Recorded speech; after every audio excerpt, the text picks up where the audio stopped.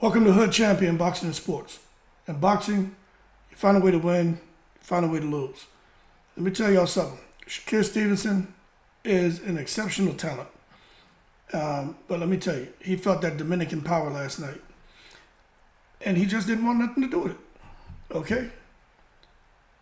That power makes a big difference in a fight, people. Shakur Stevenson didn't want anything to do with it. And the early in that first round, in the second round, he got touched up a little bit. And Shakur Stevenson, you could tell the way he responded.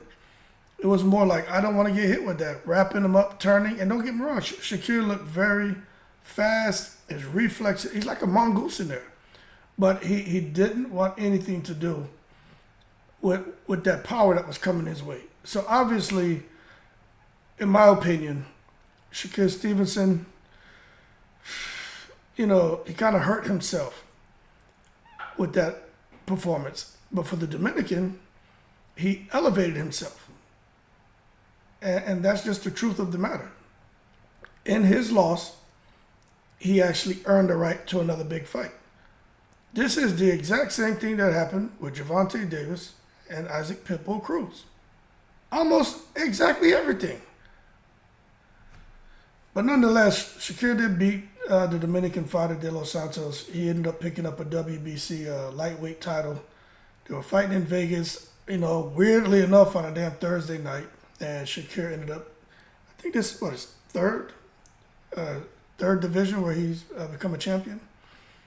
But I'm going to tell you this right now. When you look at those scorecards, 116, 112, 115, 113, two of the judges had it 116, 112.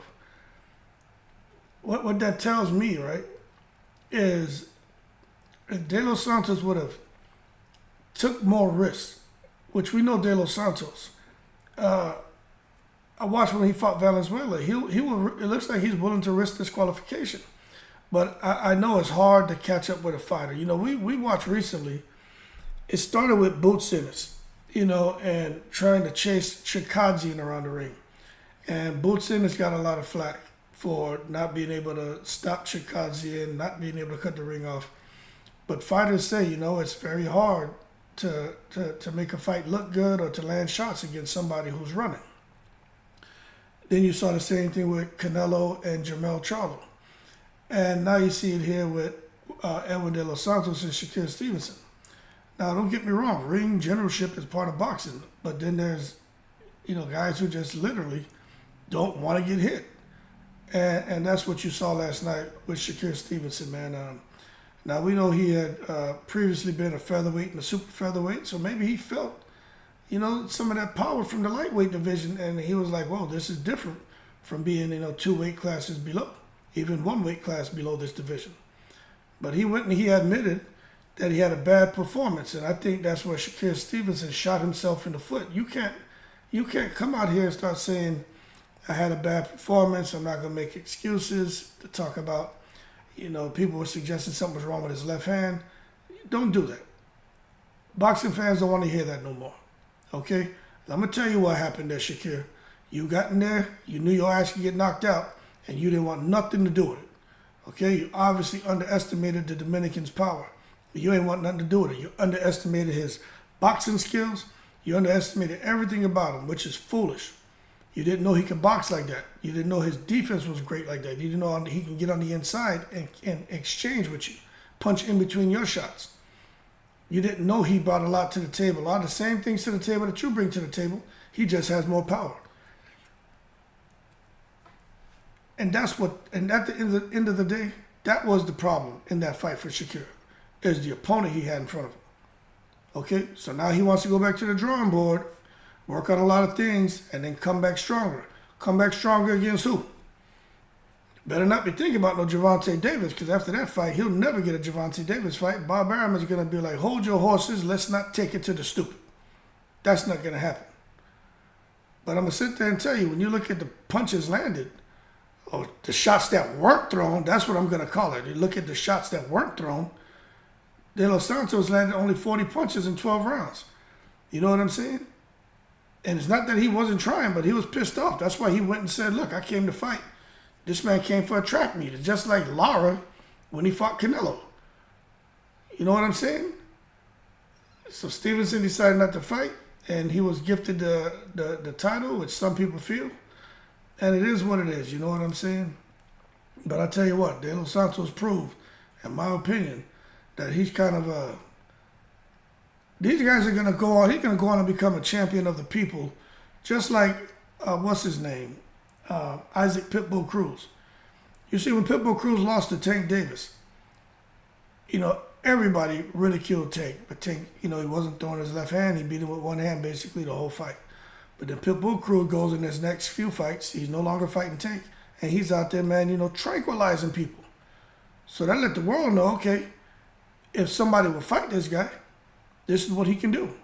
But boxing isn't all about the mash-up, crash-up. It's the sweet science for a reason. But if you're going to come out here and claim to be Al Capone, then you got to go all the way in the ring. And when I watched Shakur Stevenson last night, I didn't see Al Capone.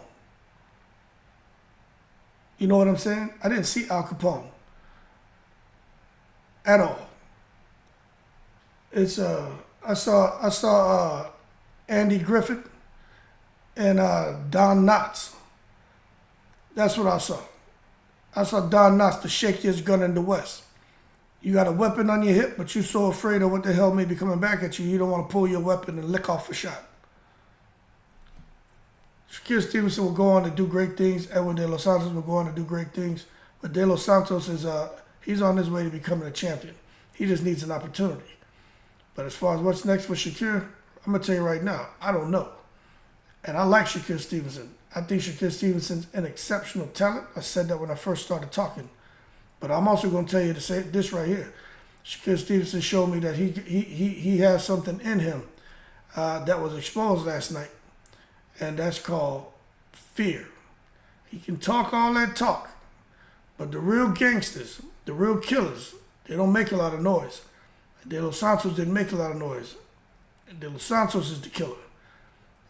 But Shakur Stevenson wasn't trying to sit there, man, to go bang bang with him. He didn't like that. You come out here bringing a knife to a gunfight, man. You know what I'm saying? This man got a sawed-off shotgun. You got a little .22 pistol. It ain't gonna work out very well for you. But that being said, let's see what happens. He got the WBC strap now. Devin Haney's already out here throwing crap on him. And I can't blame Devin Haney. People call Devin Haney boring. People say Devin Haney runs. People say Devin Haney doesn't have any power. Well, I tell you what, Shakur Stevenson, he kind of put himself in that same category. And he has no one to blame but himself. Should have been Al Capone instead of the shakiest gun in the West. Y'all keep cool. Shout out to the veteran 7 continents. I'm in the breeze.